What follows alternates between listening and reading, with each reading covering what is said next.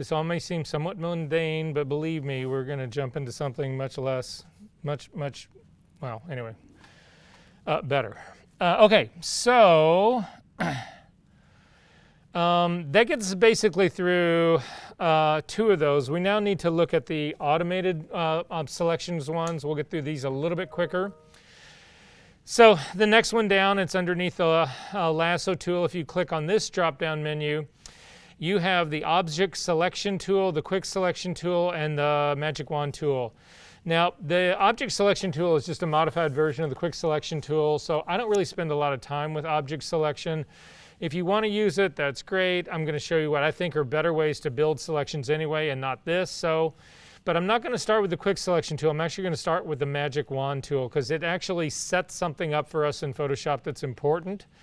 So if you click on the magic wand tool and come up to sample size, if you've never touched this thing before, you're going to have something that says point sample size. You need to change that to either a 3x3 or a 5x5. Now, typically I will work with a 3x3.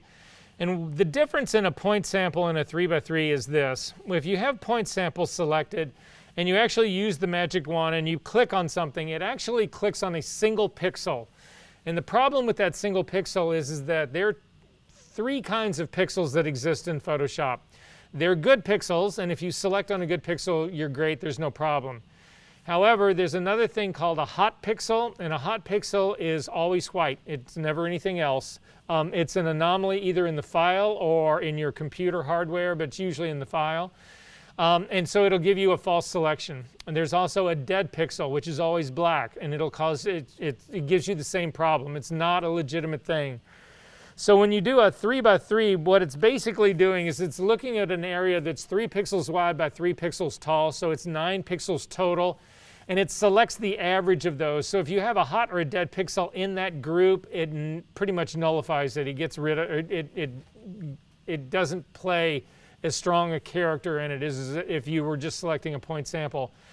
5x5 will actually do a 5x5 square, so you have 25 pixels that you're actually picking, and it takes the average of that. So there's advantages to going to larger pixel groupings, and there is we'll change this a little bit, but usually that 3x3, 5x5 is where to be. 3x3 is my standard. I only change it to 5x5 for a specific reason. And then tolerance. Tolerance is actually going to be at 32. That's the default, and that's what we want. Anti-allaged you want checked, and then also contiguous you want checked. So that's where we're going to start with this whole thing. Now, if we actually hover our cursor, I'm not clicking or dragging, I'm just hovering my cursor over this gradient.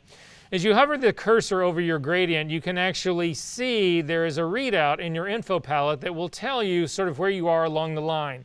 So if I start all the way on the left-hand side, you can see I'm sort of at a 111. And if I go to the other side over into the white, I'm 220, 255, 255, 255. If I click somewhere right in the middle, I can actually get to a 128. This would be a middle gray. So it just gives me a mark on here telling me this is my gray scale going from 0 to 255. I'm actually going to click and I'm going to drag out a guideline. So I'm going to click on my ruler on the left-hand side, and I'm going to drag out and I am going to let go, and I'm going to hover over this line right here, and you can see I actually managed to get out. The value that I'm at right now is a 98, 98, 98, whatever. I'm going to hold down the Option key, the Control key, Command key or the Control key on Windows. You'll see as you continue to hover over that line, you'll actually get a double-headed arrow, and it'll allow you to move it. I'm going to goose it over just a little bit more to the right and let go. What I'm trying to do is get on that 100 mark. And now when I hover over it, I'm getting a 101. So I'm close enough to this. I'm just trying to get to 100 so I have some measure about what this magic wand tool is actually going to do for me. So I am going to actually, I'm going to not do that. I'm going to get rid of this line. So up to the View menu, down to Guides, and I'm going to clear that guide. I'm just going to hover over this, and I'm going to look at my readout, and I'm going to bring my cursor right till it says right over 100, 100, 100. And then I'm just going to click once. And when I do that, I get an active selection. Again, this is the magic wand tool. And now I'm going to drag guides out so that they snap to the edges of this so that I know exactly where they are. And I'm going to hover over this first one, the guide that's on the left-hand side, and you can see my readout is 66, 66, 66. So what the Magic Wand tool has done, well, let's see what it's really done. If you hit Command J, that's actually, Command J stands for jump. And basically it's a copy and a paste. So if you actually turn off the background layer, you'll see that there is now a square. We made a selection of our image, we copied it and pasted it, it goes onto a new layer, and that's what we've actually got going here. A couple things about this, if you zoom in and take a look at it, you'll see that it's a really jagged line. That's what this anti-aliasing is all about. Anti-aliasing, one of the problems that you run into, and you're going to hear this on the video, you won't see it though, but you will see it back here on the whiteboard.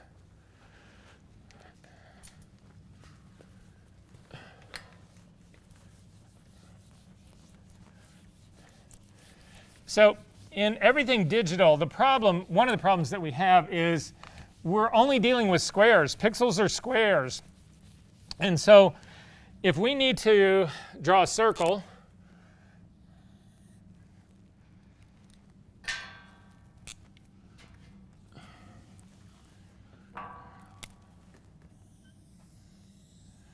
if we need to draw a circle like this, the problem is that we can only do squares to do it. So the squares that'll do it, there'll be a square here, and then they'll do another square here, and another square here, you know, and our square here, whatever. They can't get this curved line. If you think of it in a big way, if this is a pixel, and the curve cannot go through this, the curve can't go through that part. Does that make sense what's going on? Again, it's just like little square blocks that we've stacked. So what anti-aliasing does is it'll actually take, so let's say, I'm going to do this one again, but draw it better.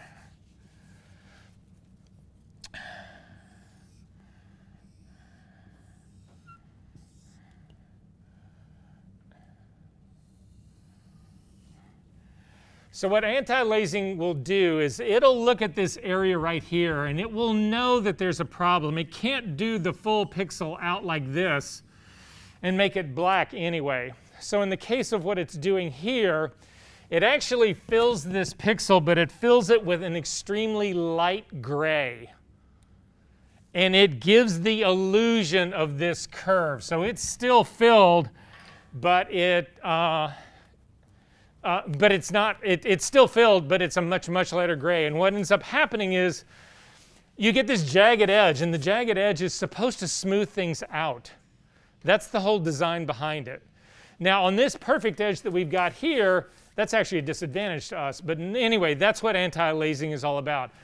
That's not what really concerns me about this. What I'm pointing out to you about this is that we set the tolerance of our image at 32. If you take a look at this edge right here, it says 68. I clicked on the 100 value. I clicked on the tone of gray that was 100, 100, 100. What it does, because of my tolerance, is it subtracted 32 from that, gives me 68. If I go to the other end over here, it's actually going to add 32 to that 100. So now I've got a range that goes from 68 to 132. That was the range that I set based on my tolerance. Does that make sense, everyone? If you change your tolerance down to 10 and go right back to that very same area, again, I'm hovering over just to find the 100 point and click, you'll see that my range is much smaller because I've told it that's what I want. I want all the tones. I want 32 tones less than what I clicked on and 32 tones more than what I clicked on. Does that make sense, everyone, what's going on? The issue with though this is it's really blocky. It's things are selected and then they're just not. So in some cases it's a really good tool, but in a lot of cases it gives us lines that are just too hard. They're not believable. There's nothing organic about them. They're just too strong. And there's better tools to give us a softer edge and a more natural selection. Make sense? All right, so Command D to deselect. I'm going to turn the background layer back on. I'm going to double click on the hand. I am going to go back up to the view menu, come down to guides and clear my guides. if, I'm going to go back to my magic wand tool. If you uncheck this contiguous and come back over to that same thing, I'm looking for that area that's 100, 100, 100 on my readout, and I'm going to click, and it actually gives me, that's weird, hang on.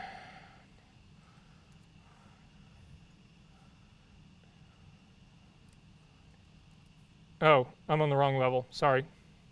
You can throw away that top level if you want to. If you uncheck contiguous now and find that 100, 100, 100 mark and click, you'll now notice, unlike before where I only got the selection in the top part of my image, the way contiguous works is if you have it checked, it says that wherever you've selected, it needs to connect to that original point. It can be 32 tones, or in this case, because my tolerance is 10, it's now 10 tones less, so it's from 90 to 110, that's the range that I've got. But that anything else in the image has to be in contact with this selection in order for it to be selected. If you uncheck that mark, though, it will find those tones anywhere in your image. So you can see it's actually skipped down and it's made a selection of the tonal range that's underneath that red line as well. That's because we said this does not need to be a contiguous selection. Does that make sense, everyone? All right, Command D to deselect. So what is this tool really good for? I'm going to go back to my 32 tolerance, which is the normal part of this, and I'm simply going to click on the red line, and it does a perfect selection of the red line. It is developed, meant to do the red line, right? This is exactly what you want to use it for. So people discount the magic wand tool all the time. There are times where it's the perfect thing for you to select. You scan a logo, magic wand tool, perfect. You've got a shot of a billboard that's got a border around it. It's a perfect thing to select it. So don't discount it. Yes. Yeah, when I'm on red, white, these two are 255. Why is everything in there 255?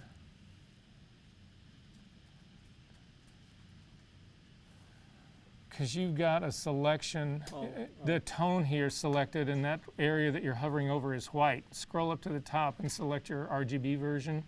Click here, and that shouldn't be that way.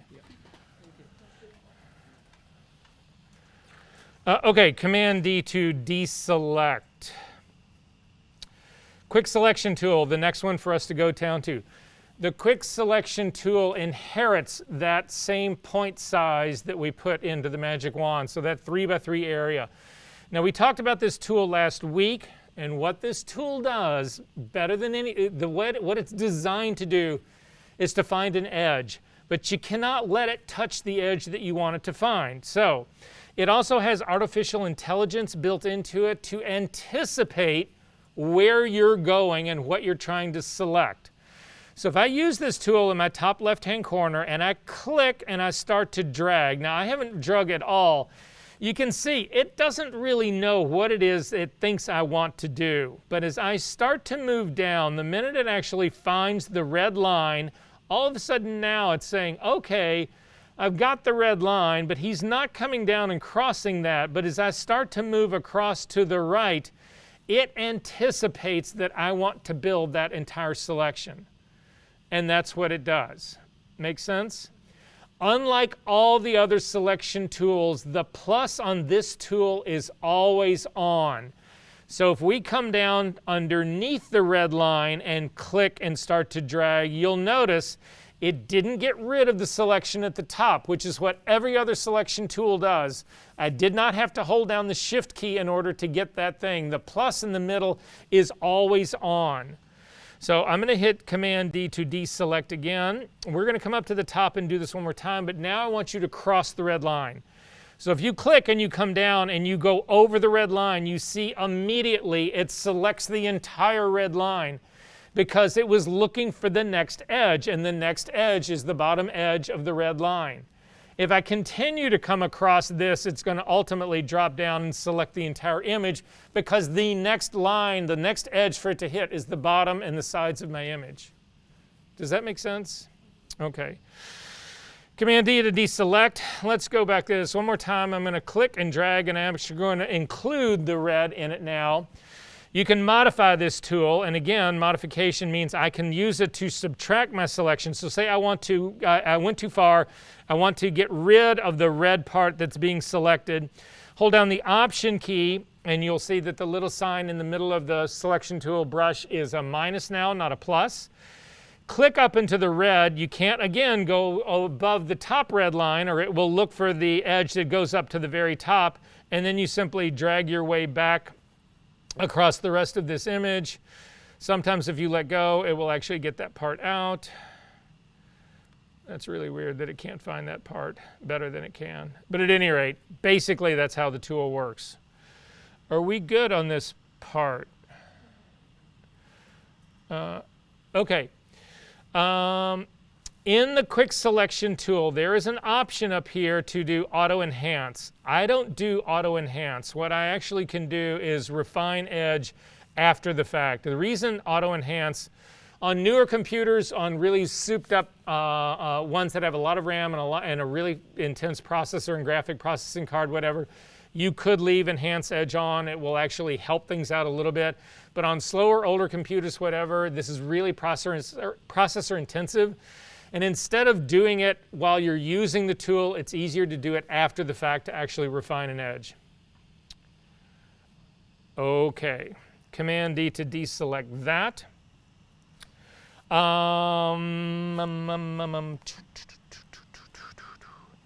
We've already talked about that.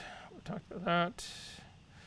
And that, and that, and that. The next one I want to go to is not a tool at all. We've gone through pretty much all the tools over here that do select work.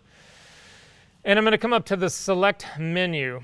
And in the select menu, you can come down and do color range. This allows you to build a selection based on a color range or a range of tones, either one. So if I click on this, it will actually open up a dialog box, and immediately my screen goes black because I've got my color range box set up differently than probably yours. So I'm going to go back to the way yours probably looks. And in your case, is this what your color range looks like? Dialog box comes up. Your image stays the same. It's black on this. Is that how yours looks? What does yours look like? Oh, it's still got a selection thing going. So you had a selection going. So close out of color range. Just hit cancel. Hit Command D to undo a selection.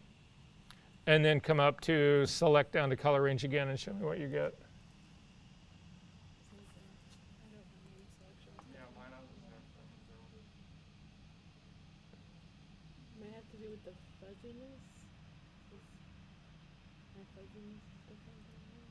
No, it doesn't really matter, but we'll see how this goes. So in any case, in my case, what's happening here is I have a cursor. I've got sample tools, sample colors. There's a little drop-down menu here. We'll see if yours changes. That's the only thing. There's no point in fighting this if yours changes. Sample tools, what that basically means is that I can come out into my image and I can click a color and it will select that color. So if I click on this right now, you can actually see in my preview, it turns white. I just clicked on the red. So what that is doing is, if you imagine a selection and a mask are interchangeable. You can already see that in the channels for the rectangles that we actually made. They created masks. The area that was white would be the active selection. The area that was black would be the inactive selection. So when I command click on this and load it as a selection, the white area is positive. It lets me do whatever I'm going to do to it. The black area is protected.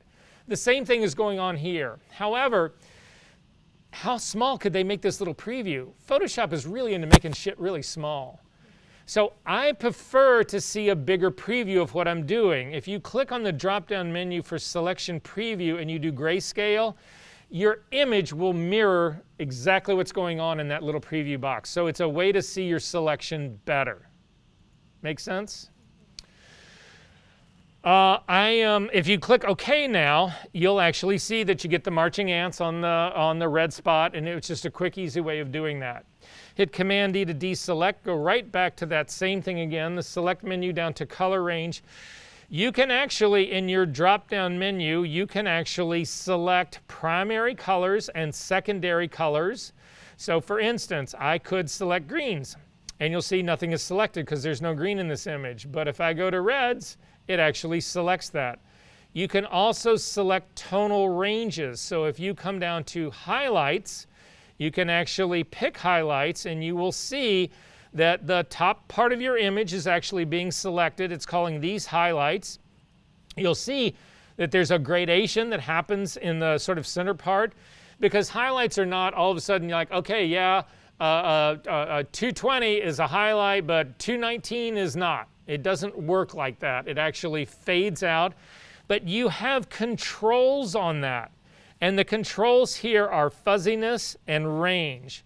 So if you drag your fuzziness all the way down to 0, you see you will get that hard line, and the reason it's all jaggy is because this is an anti-laced selection.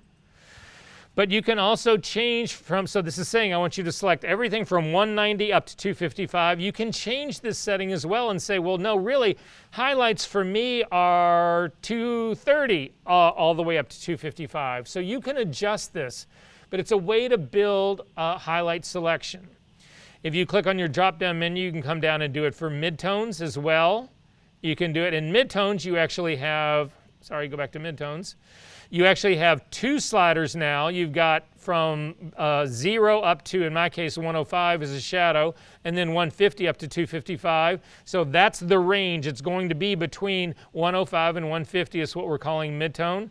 But you can adjust these. Again, you can control the fuzziness. You can make it a softer transition or harder. Shadows, same thing on the downside.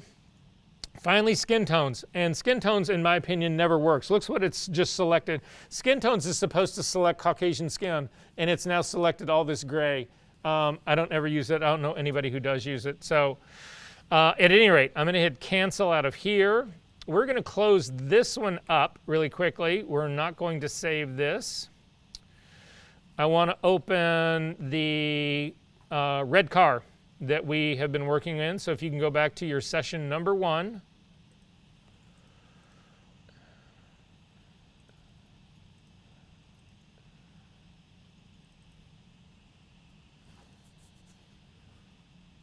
And open up the red car. Double click on the hand. Come up to select, down to color range. And I'm going to click once on the red car. And you can see in the fuzziness range now, this is now the tolerance. This is now controlling how far away from the color I picked that is selected. And it's pretty serious. It's opened it up quite a bit. You'll see if you grab the fuzziness and you drag it down, it's more targeted at that area I selected pretty much right here on the side of the car. The trick to using this tool well is to realize that once you make the initial selection, if you click somewhere else, like all selection tools, it gets rid of the original selection and it selects another area. If you want to build on a selection, you don't want to get rid of the first one, you just want to add to it, you have to change the eyedroppers. If you look at the eyedroppers that are on the right-hand side underneath, there's one that has a plus and one that has a minus. If you click on the plus one, we can now click on other areas of the car to add them to our selection without adding fuzziness to this. I'm still keeping a very small tonal range. It's 34, so basically 34 tones lighter, 34 tones darker from where I'm clicking, but I'm expanding that range based on these multiple clicks. You can also click and drag through areas and it will select all of the ranges of those areas that were actually underneath this. So I'm feeling pretty good about my selection here. I'm going to bump the fuzziness up a little bit and see what it adds to this and what it takes away. I feel like up at around this 87 it did something. There's a little bit of that car that's on the underneath part that still needs to be added, and possibly part on the very top. If you overshoot something and you go too far and you say, oh, well, that's not correct, there's a eyedropper tool that's got a minus on it, and you can come in and say, oh, well, it picked up part of the tire here, so I'm going to click the minus part. And you'll see it's pulling out highlight tones. I think it's like chrome that's on the car. It's like pulled those back out of it. So it allows you to develop a really pretty strong selection. I'm going to hit the plus one again and hit the very top of the car one more time. And I'm going to go ahead and say OK to here. This is now my selection, and I'm going to jump this to its own layer, Command J. If you turn off the image down here on the bottom, you can actually see that unlike the magic wand tool, this is actually giving me a much better, more organic selection. It's not quite so hard. It's not perfect by any chance. It's not complete in here, but it gives you some idea of the power of what this thing will actually do. A color range tool can, well, it's actually part of your assignment. So anyway, it's something that you need to be, it's an incredibly powerful tool. Let me just leave it at that. Are there questions about this? What if you do what? You simply haven't selected anything. So if you get the black screen, turn off the preview because you don't know where the car is. None. Good. And then now click on the red. And you'll see the car show up. And now you can drop it back down and you'll be able to see where you're trying to navigate to. And you can see the car. And now click on the plus. And then start to click around on these areas that you want to add. Way too far. Command Z works here. Are we good on this part? All right. We're going to close this guy up. There is a file that I want you guys to open that's actually in our week number 3. And it's called Select and Mask Practice File. Can everybody find that? It's in session number 3. Select and Mask Practice File. If you double click on that guy and open it up. If you get a warning like this saying that there's an embedded sRGB profile in your working space as Adobe, that's a good thing. That means your preferences are set correctly. If you did not get this, that means your preferences are set wrong. Did anybody not get this? So if you did not get this, what's happened is if you're on Macintosh, go up to your edit menu, down to color settings. This is going to be the same place on Windows. And you need to change that settings from North American General Purpose 2 to North American Prepress 2 to get Adobe RGB as your color working space. Again, we've gone over this. We went over this in our very first class. If you are working with sRGB, you are fucking up all your files. You've got this big, beautiful chunk of color that comes out of your camera, and you're throwing half of it away by not knowing how to set up your settings in Photoshop. Up to the Edit menu, down to Color Settings. When it opens up, click on the drop-down Preset and go to North American Prepress 2. And say OK. Now if you were to open up that file, you should get this warning. And you can go ahead and say OK to it. So how many people in this room work with the Select and Mask workspace? Anyone? Oh, good. We finally hit. Yeah.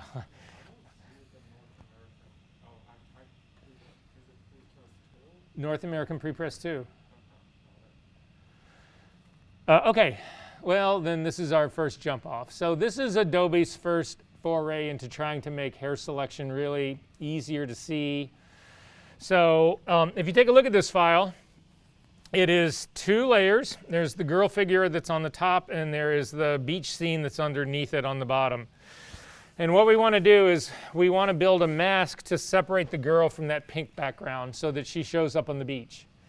Now, you're going to hear this term from me over and over and over again. I call it knocking out. So what I'll say is we need to knock the girl out. That is not meaning that we need to punch her in the face and knock her out. It's not like that. Where knocking out comes from, it's a term that was used in the film industry forever. And it's basically, they would talk about keying something out or knocking something out. It's basically creating a mask to separate the girl from the background, or the background from the girl, whichever way you want to put it. Make sense? So you're going to hear knockout a lot, but at a certain point, there's a file that we do that we need to, a bunch of kids on the beach, and we need to remove them, and I say it all the time, so I'm sure it will this time. I'll say, okay, now it's time to kill the kids.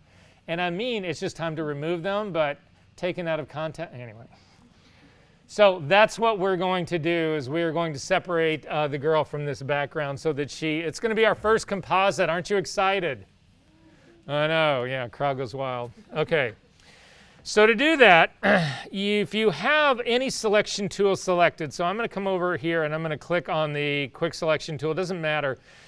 If you do it, you will actually get a select and mask workspace that shows up on your options palette. We are not going to use that way, because if you don't have it, like I'm going to select the move tool up at the top, it doesn't sit up there, but it is always in the select menu. So come up to the select menu and come down to select and mask.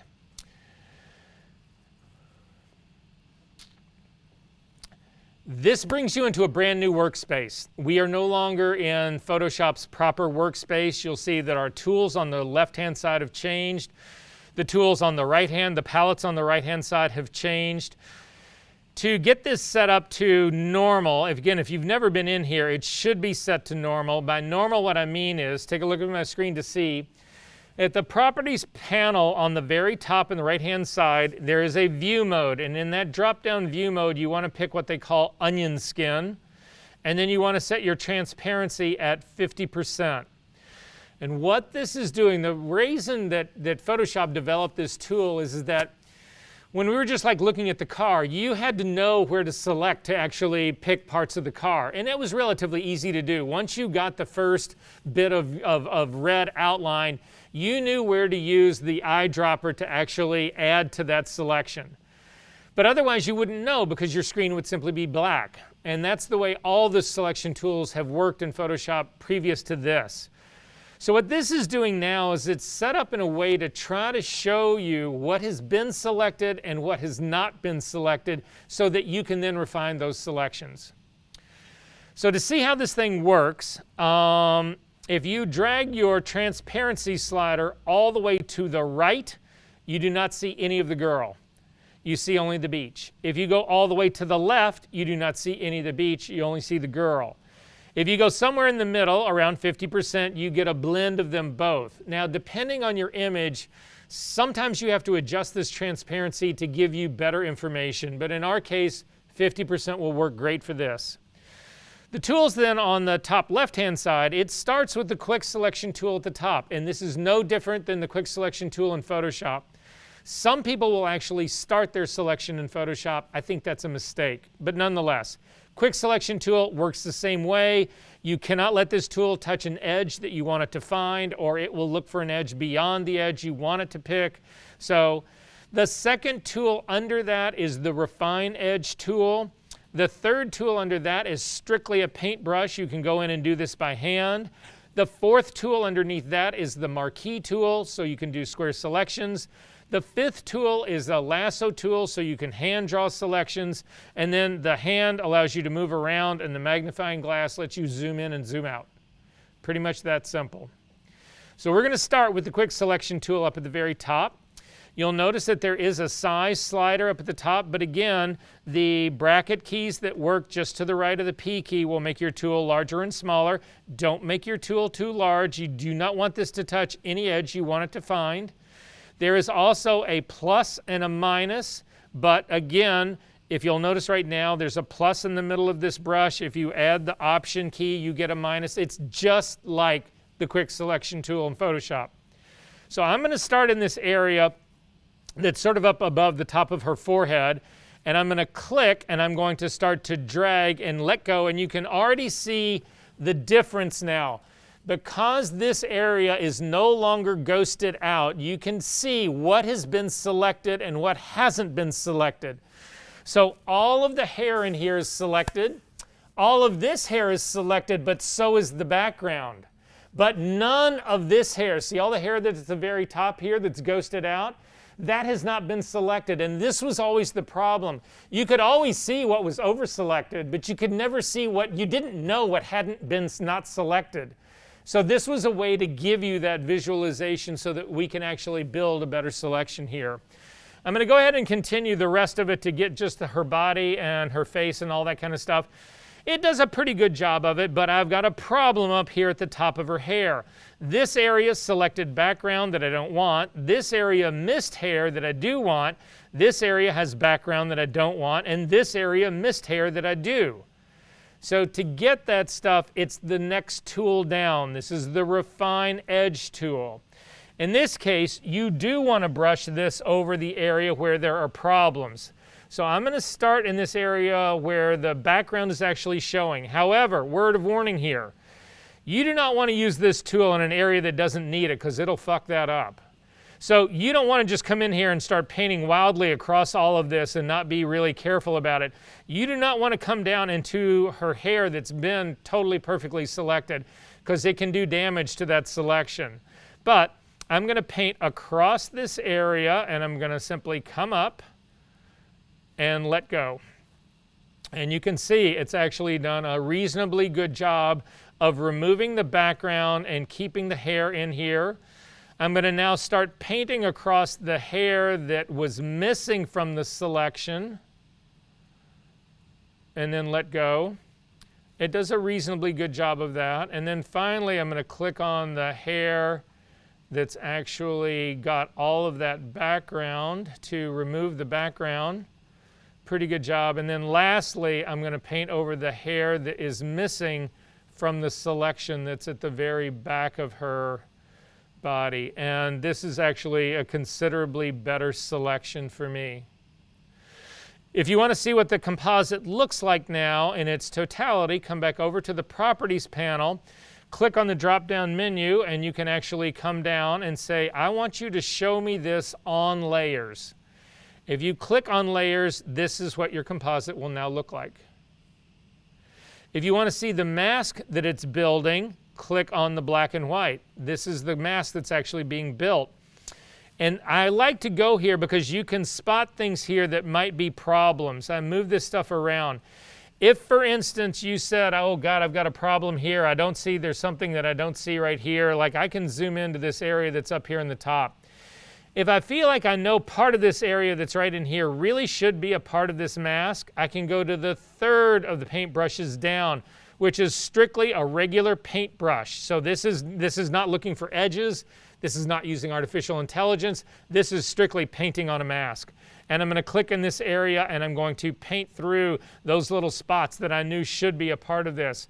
I can do the same thing on the very back of her hair back in here.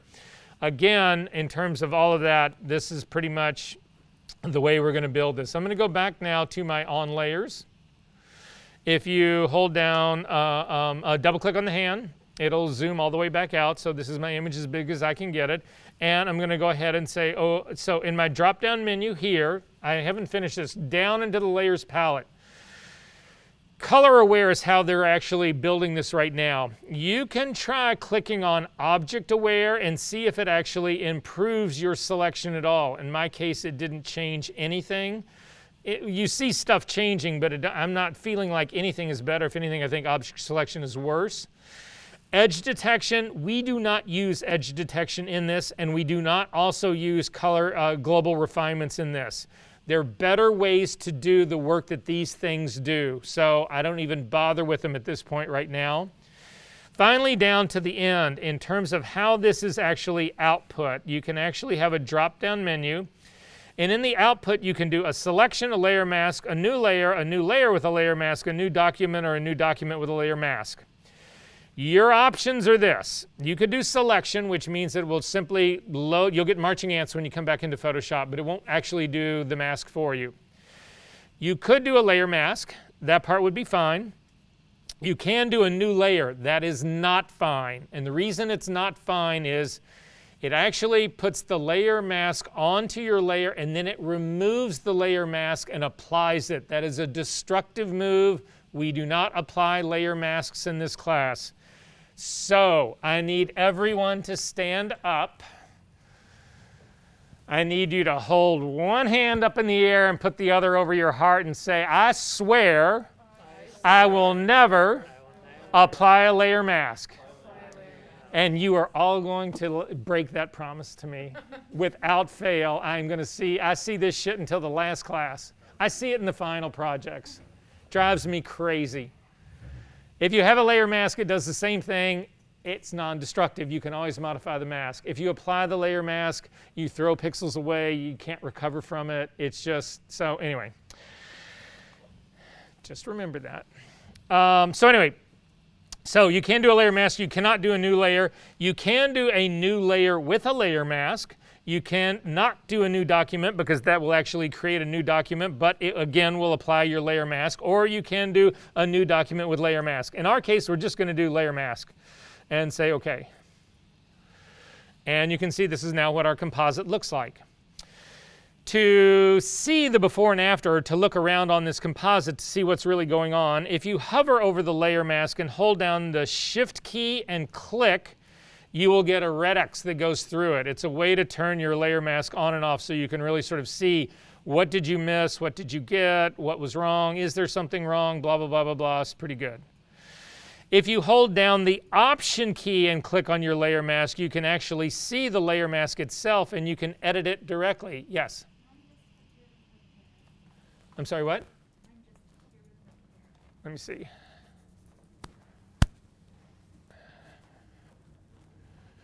Yeah, you didn't finish selecting the rest of the image, but you can go back in. You can go back in. So you're still in the right spot. So go up to Select and Mask. Yeah, you can click it there. It doesn't matter. Go back to the Quick Selection tool and finish selecting all of her. I thought I was holding it down. I'm sorry. Yeah, it should be pretty good. And then say OK. Yeah, you're pretty good. It's not, this isn't part of your homework, so don't worry about that part too much. OK, so what did Verser mean about applying a layer mask that he didn't want you to do? I want everybody to grab this layer mask. Right now, if you want to see the whole image again, simply click on the pixel content again. You can see the composite. If you take this layer mask and you drag it down to the trash, you will get this thing that says, do you want to apply it? Do you want to delete it? Or do you want to cancel this? If you hit cancel, nothing happens. If you hit delete, it simply throws the layer mask away and that's all. But if you hit apply, you now have done a destructive thing to the image. All of that pink background is gone. There's no way to get it back. And if you save this file and close it up, there's no history to recover it with either. This is a destructive move. How much different does this look like than if I hit Command Z to undo it and bring the layer mask back? None. But I can always modify this mask. I can go back in and decide, oh, I got another trick I can work on and make it even better. Are we good on this part? OK. How would you go back in and edit the layer mask? So let me do it again really quickly. I'll show you. It's the thing, it's sometimes, it's interesting how this happens to people, but let me show you. I'm just going to rebuild this really quick.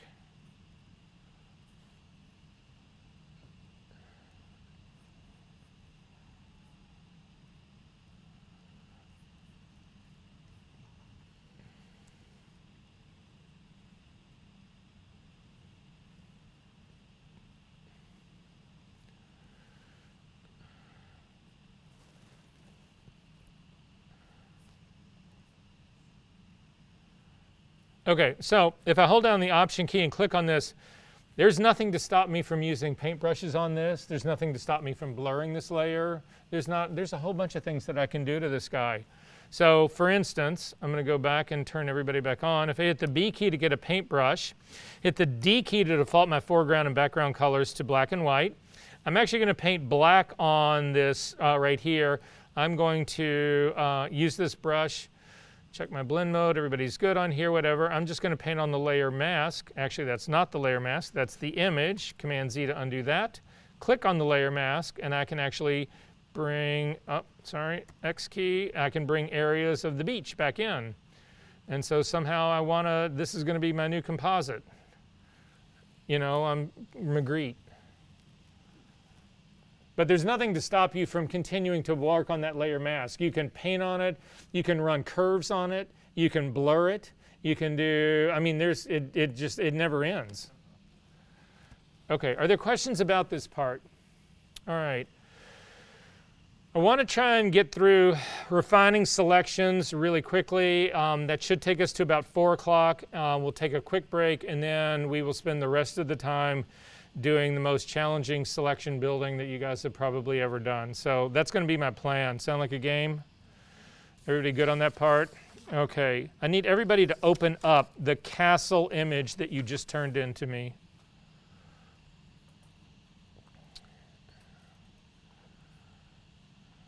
And I'm hoping I have a version of this.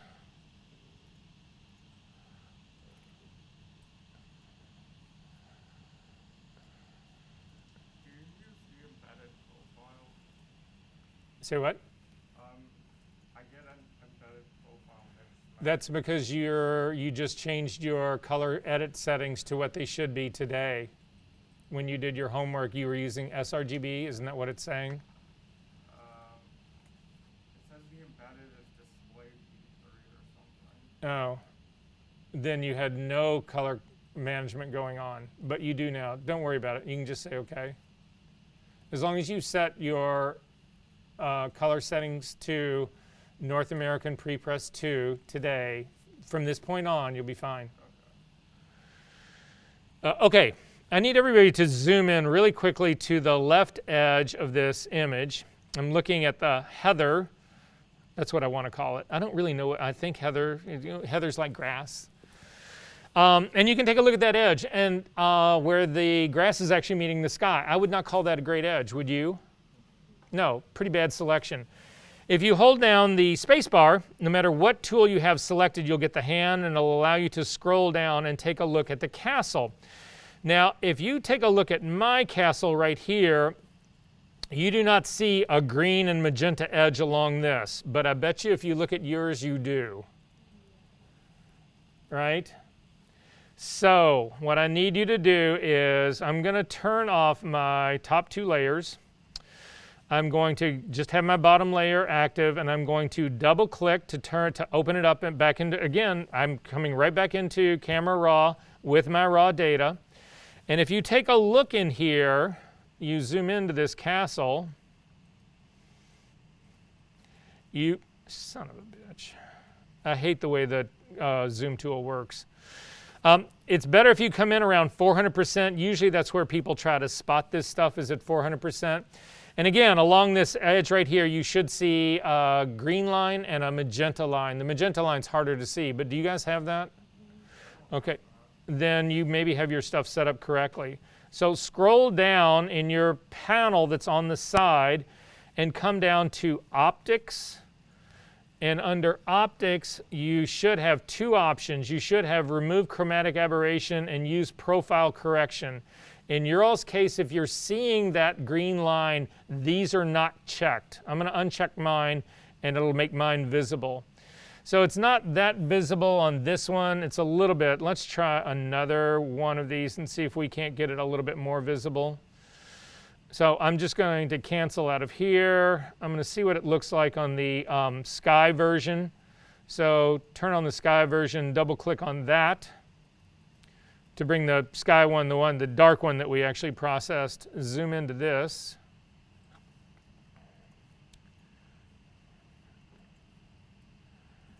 And again, uncheck that remove chromatic aberration. It's harder to see there. Let's go back to the first one. It was easier to see.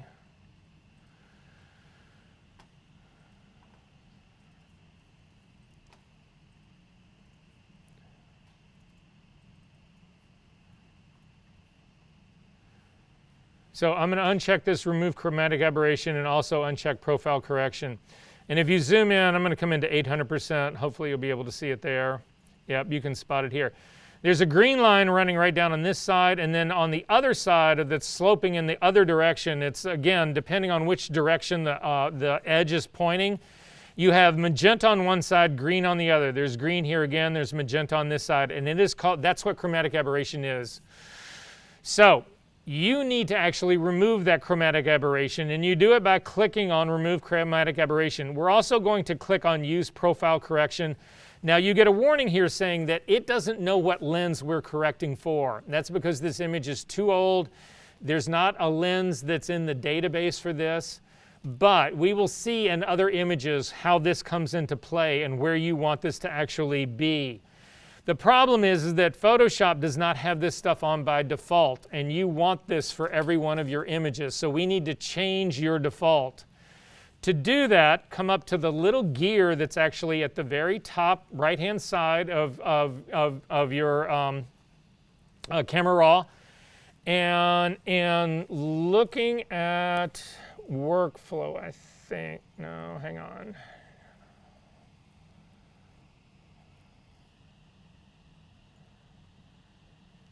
Yeah, raw defaults.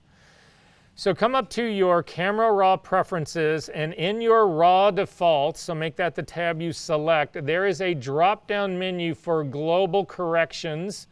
You can come down to do choose preset, and in the choose preset, come down to optics, and then over finally to lens plus CA correction. That stands for lens profile plus a chromatic aberration correction.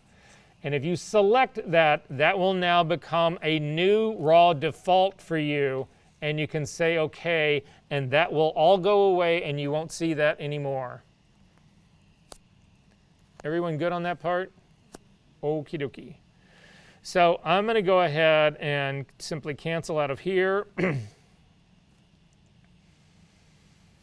I'm going to turn everybody else back on.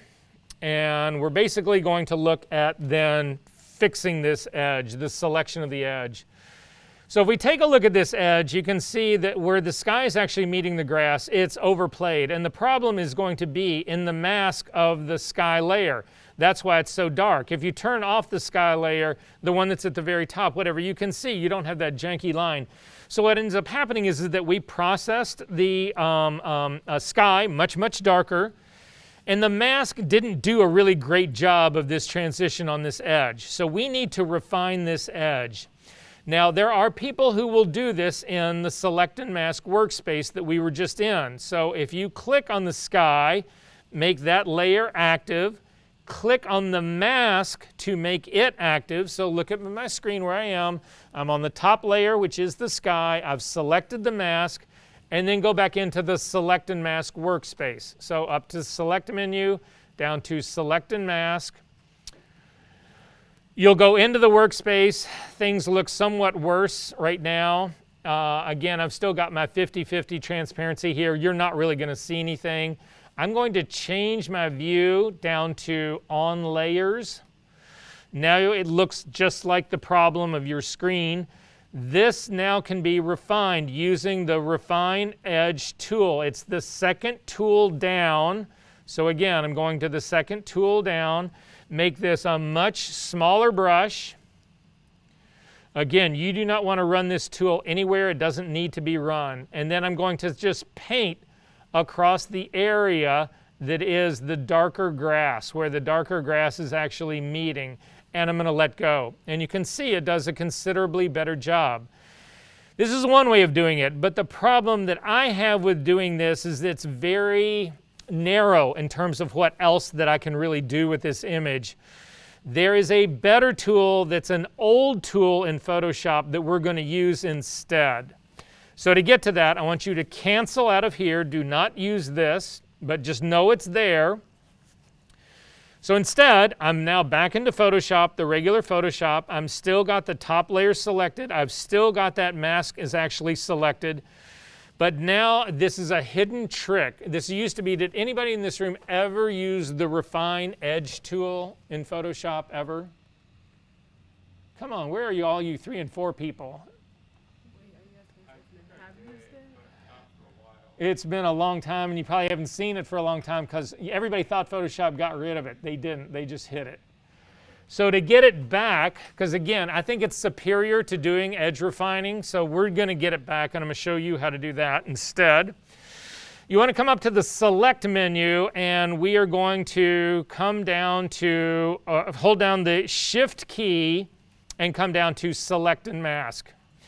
And instead of going into the Select and Mask workspace, you get a Refine Edge tool. This is a better tool, in my opinion, to actually work with. Are we good on this part? That's gonna happen. It all depends on your view. In your view menu, for your view mode, click on the drop down and come down to on layers. You do not have the onion skin in this. That's part of the reason they actually changed it to another workspace. However, if you click on the show radius, your image will go black. And the reason it is black is we haven't selected anything. But this is the important part about the radius tool. This is true not only of this dialog, but also in the select and mask dialog, both. This tool does one thing. It looks at an edge and it tries to improve that edge. But there is no strength slider, there's no opacity slider, there's no doing it twice. There was a bunch of teenagers who actually developed the algorithm that did this, that does this, that Adobe bought. But it just does one thing, and it either does it or it doesn't do it. And you have to say to Photoshop, I want you to do it here, but I don't want you to do it there. That's all you can do with this tool. Does that make sense to everyone? And that matters. So again, don't be thinking you can run it twice, or I'll run it again, or I'll fade it, or that doesn't work. So this is how you actually use the tool. If you leave that show radius on and you grab the radius slider that's underneath it, edge detection, and you drag it up, you will actually see it knows where the edge of the mask is. And it actually is now going to make this area wider. If you continue to drag radius up even more, what you are now saying to Photoshop is, I want you to run that special algorithm on these pixels, on everything that is showing here. The problem that we have with this, though, is if you leave it up there, I'm going to uncheck this show radius. I'm going to hold down the space bar to get the hand, and I'm going to go over and take a look at the top of the castle. If you want to see a before and after of all of this, that's the other check mark that's up at the very top where it says Show Original. If you click on Show Original, you will actually see, if you turn that on and off, that this tool has obliterated the top bricks on the top of that castle. It has totally smashed them, fucked them up, they're soft, that's not an image. So the problem that we have is that it did a great job on the heather, but it's butchering the castle. Make sense? So instead, what I'm going to do is I'm going to turn Show Radius back on. I'm going to uncheck Show Original, and you can see what's happening, how much of the castle that's actually being done. I'm going to use this Show Radius, the tool. I'm going to pull it down till it just runs over the edge of the castle. You do not need to have the Show Radius on. I've got a very small radius on down here, so I've got like a radius of 2 pixels, something close to that. I'm going to do Show Original on and off again. That's too much, so I'm going to go to like a 1 pixel. It's hitting the castle top too hard. And then do Show Original on and off. And that's a much better, cleaner cleanup of that mask for me. If you turn on Show Radius, you can see now it's a very small area where that's being run. That's why it's not fucking that up. But unfortunately now, if I look at the grass, the radius is nowhere near big enough on the grass to actually be able to run that. So you can see that the grass has still got that black edge on it. So if we zoom back out, so again, the keyboard shortcuts that we need to work with while we're in here is, you can use the hand and the magnifying glass tool up here if you want to, but it's just easier to use the space bar. Will give you the hand and allow you to move around. The space bar and the Option key will give you the positive magnifying glass, which will let you zoom in. If you add the Option key, so now I'm holding down space bar, Command, Option, I get the negative symbol, and I can zoom back out. What's happening here is that it's doing a really good job on the castle, so I don't want to change that. Again, if you turn on Show Original and off, you can see it's cleaned up the line on the top of the castle, but it doesn't clean up the line on the grass. To do that, you need to actually use the brush that's underneath on the left-hand side, that's underneath the magnifying glass in the hand. If you click on that drop down, you'll see that you get a Refine Radius tool or an Erase Refinements. We are going to start with the Refine Radius tool. It is a brush. You use the bracket keys to actually make your brush larger or smaller. I'm going to make mine's just about 35 pixels. I'm going to click and drag along the edge of the grass, and you can see that it's actually making things considerably worse. Don't worry. Continue to work your way all the way down, but when you get close to the castle, do not hit those bricks. You need to be really careful in the work that you're doing from this point on, and let go. And all of a sudden, the selection is infinitely better. If you take a look at the show radius, you can see what we've actually just done. We now have got a large radius area that's taking care of the grass. We've got a very small one that's taking care of the edge of the building. You cannot do this in the Select and Mask workspace. Almost done. If you hold down the space bar, you get the hand. You can scroll all the way over to the other side. I'm looking at the beach on the other side. I'm going to uncheck Show Radius. But what I'm looking at now is the area that's right where the sand dunes are. I think those are sand dunes. They look like sand dunes in the back. And you can see the difference in when I turn on Show Original and then turn it off, turn it on, that in the original, I've got a whole thing of detail back there that I actually lose now because of the radius. Again, if you turn on Show Radius, you can see that that small little radius that we put back there is actually making this worse. So to fix this, I'm going to start where the trees and the sand actually meet. You go to the other tool brush. So click again on that brush, get the little drop-down menu, come down to Erase Refinements, and then you can come over here, and this tool you can be pretty blunt with. You'll see as you start to drag across the line, it looks like a really big old white thing in the sky. And just let go and it'll actually get rid of all of that part. You can even do this without looking, because I know it needs to go all the way over. Turn on the Show Radius and you can see what this tool really is doing. It's erasing that line.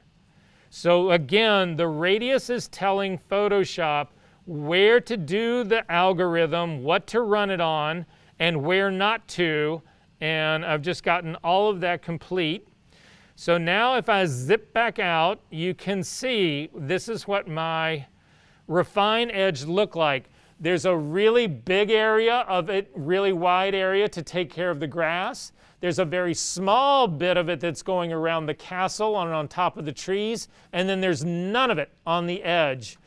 And then the tool just does its thing or not. Again, there's no slider, there's no control, there's no nothing.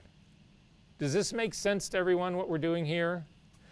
Again, all of the tools that exist here to adjust those edges, there are better ways of doing this, so we do not do that. We are going to output this to the layer mask and simply say OK, and we have a vastly superior composite based on where we started. So, last thing to do here, and it's a great trick. If you come over to your History palette and click on the little camera at the bottom, you should get a dialog box that opens up. Did everybody get this thing that says New Snapshot? Did anybody not? I'm going to hit Cancel. That's okay. Come up to the layers, the History palette. There's 3 little menu lines that are just to the right. Click on those menu lines. Come down to History Options. Click on Automatically Create First Snapshot. That should already be on by default, but you need to add Automatically Create New Snapshot when saving, and you need to add Show New Snapshot dialog by default and say OK. Now when you click on that guy, you can actually call this Finished Castle, or Refined Edge. That's what I'm going to call it. And say OK. Now in your History palette, you will see there's another history state that just got put up at the top. There's 2 versions at the top now. There's the Bruce Fraser copyright 2005. That's what the image looked like when we opened it. This next one is what we've actually got right here. Unlike regular history, these states never go away until you close the file, and you can have an unlimited number of them. So this is how you extend your history beyond the 50 states that we just set up in preferences. If you go back up to the top one, you see how bad it was, and come back down to this one and you see how good it looks. If I delete snapshot 1 and 2, would I delete anything? I'm sorry, what? The first time when I was pressing it, it was just adding it on there. So if I delete it, will it mess up my photo or? Delete what? these two right here. Oh I yeah, can yeah. just You, delete you don't need to worry about any of that. You don't have to delete them. Okay. They once you save your file and close it, they go away. Are there questions about this? Are we good? All right. It's 4 o'clock. Let's be back at 4:10. Sorry, but we got a lot to get through, and this is what you really came here for. Yes. Oh, you don't need to save it. No. I'll see you guys in 10 minutes. Is it the correct setting? Do not do the bottom one. Okay.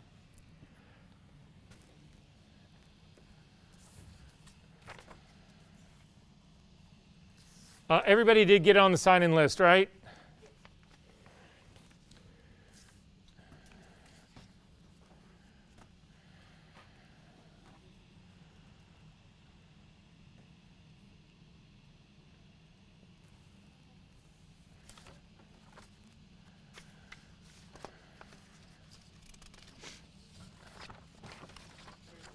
Yeah. Looking at that photo for a second, or does that have No, to be- that's no. So do it right now.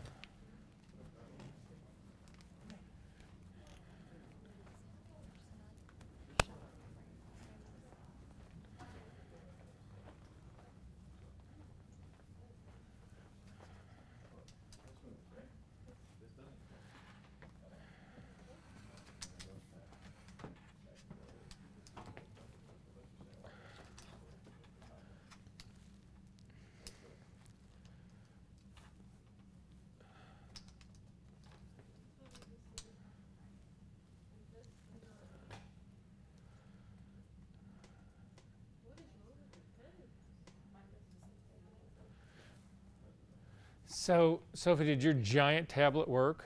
No, so this is what we're looking at. It's not, the pen won't like click. This is like happening. You remember what happened last time? So like, let's say I want this bottom button is set up for right click, right? Uh huh. If I go over here and click it, nothing happens, and then tapping doesn't do anything. Oh, that's probably because you're still in this dialog box. You think? Yeah, Yeah, let's see. because it's taking control. No, clicking the button doesn't. Yeah, but would you have a control click on that same spot? Do you have a drop-down menu potential? Control click, command click. No. So don't try doing it with your tablet. Try doing a control click on your tablet. Yeah, so you do get the drop-down menu. Yeah. Actually, I sorted my whole. Yeah, see, this is so.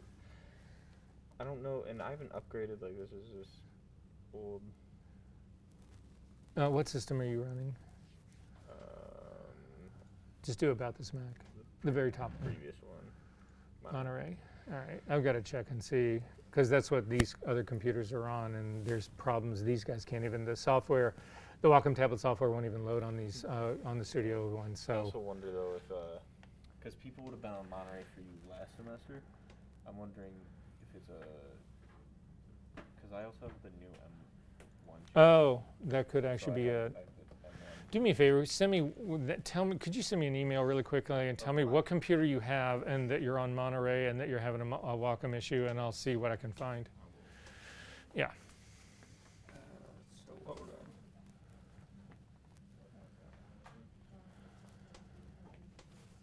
So, let me just make sure this is text. So, probably the latest one. So basically, this always prints out very purple. I guess it looks purple now. So, Have you calibrated your monitor? I need to do that still. Yeah, then we don't really know what we're looking at.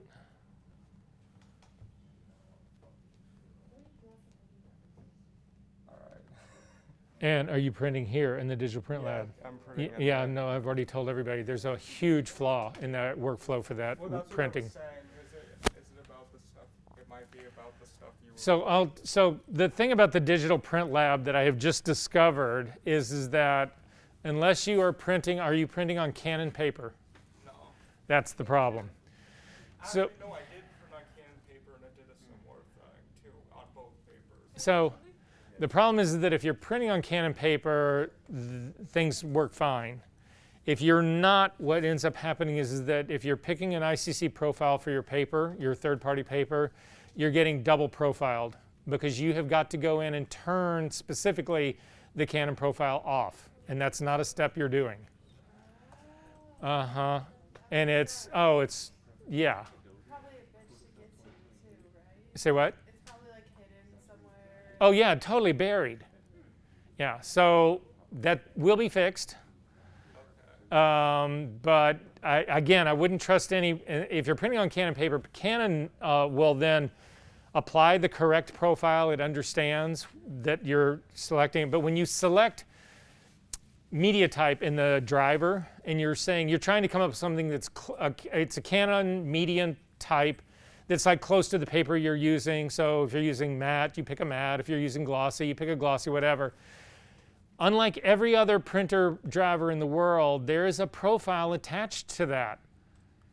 And so that profile gets applied to your print. And then you go in and you say, well, you want Photoshop to manage the color. And so you actually put in your profile in Photoshop. That profile gets applied, and then the Canon one gets applied after it. You'll never get normal color, ever.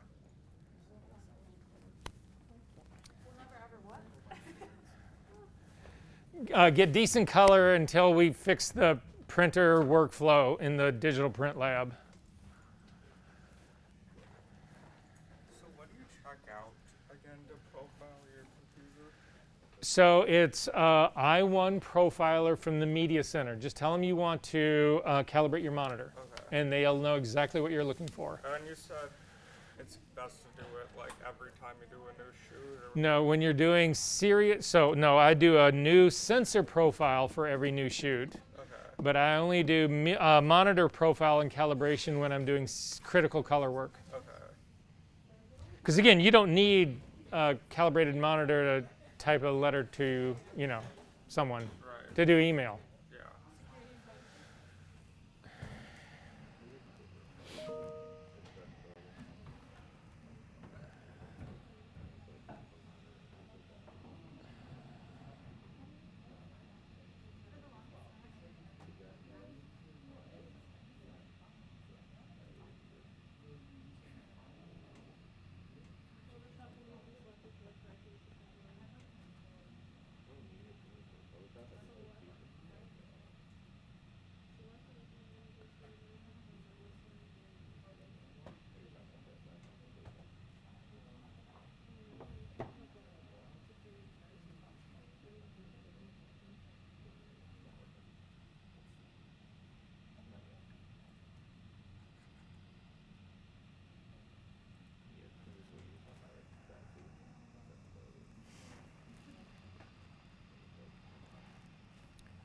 So can you help me to fix this? Every time when I try to reopen Lightroom, Oh.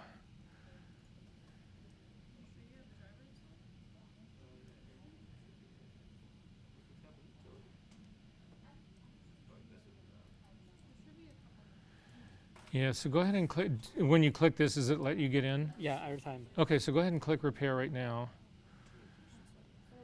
And so it says it can't fix it automatically. It happened since about 10 days ago. Okay, so it seems to be a permission error. So let's take a look at this. Go ahead and put it down really quick. So where is your Lightroom catalog on your computer?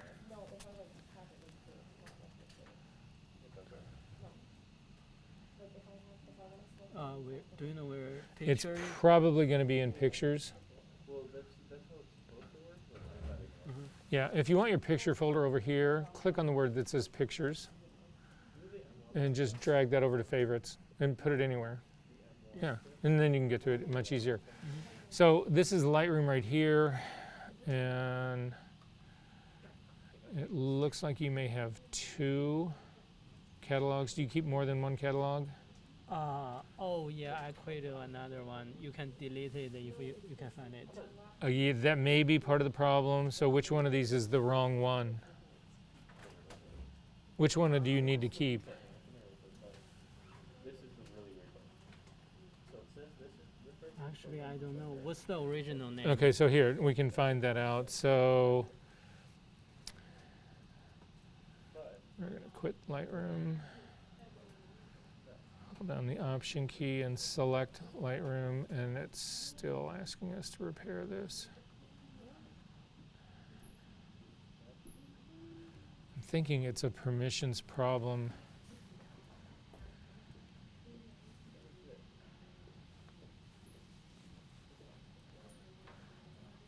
So let's take a look at this right after we finish class. Okay. You and I'll go take this out and we'll figure it out.